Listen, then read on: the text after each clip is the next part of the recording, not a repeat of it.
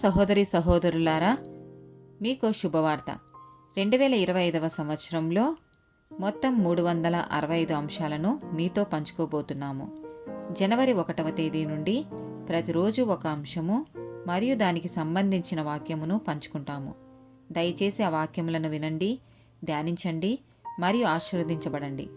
దయచేసి సబ్స్క్రైబ్ చేయండి మరియు మీ స్నేహితులతో పంచుకోండి. ధన్యవాదాలు.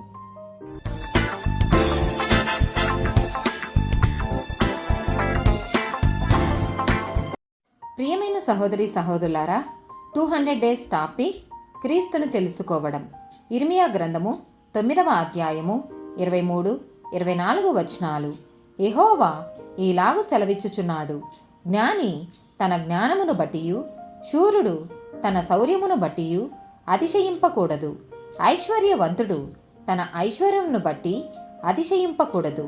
అతిశయించువాడు దేనిని బట్టి అతిశయింపవలెననగా, భూమి మీద కృప చూపుచు నీతి న్యాయములు జరిగించుచున్న యెహోవాను నేనే అని గ్రహించి నన్ను పరిశీలనగా తెలుసుకొనుటను బట్టియే అతిశయింపవలెను.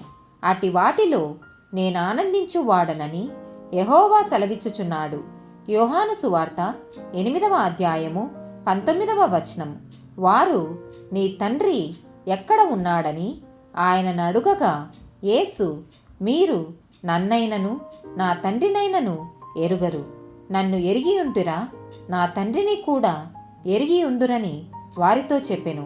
యోహాను సువార్త 17వ అధ్యాయము 3వ వచనము. అద్వితీయ సత్య దేవుడవైన నిన్నును నీవు పంపిన యేసు క్రీస్తును ఎరుగుటయే నిత్య జీవము. ఫిలిప్పీలకు రాసిన పత్రిక 3వ అధ్యాయము 8వ వచనము. నిశ్చయముగా నా ప్రభువైన యేసుక్రీస్తును గూర్చిన అతి శ్రేష్టమైన జ్ఞానము నిమిత్తమై సమస్తమును నష్టముగా ఎంచుకొనుచున్నాను. 1 యోహాను రాసిన పత్రిక 2వ అధ్యాయము 3-4 వచనాలు.